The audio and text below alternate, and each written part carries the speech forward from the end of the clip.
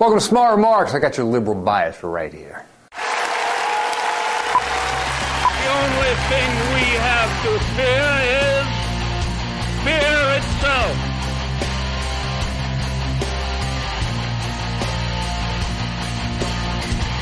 So the steel cage match between the Obama administration and Fox News continues, with Obama saying this week that Fox News operates in a talk news format, and Fox continuing to be outraged that anyone would dare point out the obvious. But it's not just Fox News. A lot of the mainstream media has come to Fox's defense, with guys like ABC News' Jake Tapper, the Washington Post's Ruth Marcus sticking up for their sister organization, saying, just imagine if George W. Bush had ever done anything like this. Imagine? We don't have to imagine. All we have to do is remember.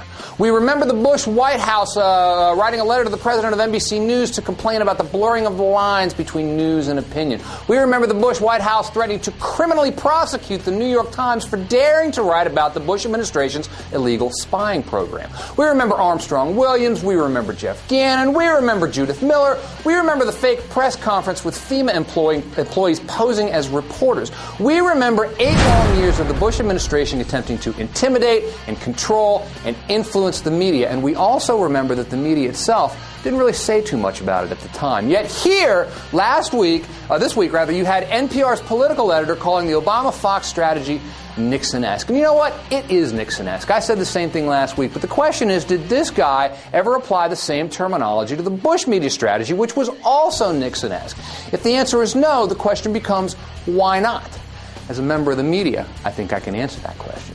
The media is so cowed by the accusation of liberal bias that it bends over backwards to show conservatives that we can be fair and balanced too, even when this itself creates bias.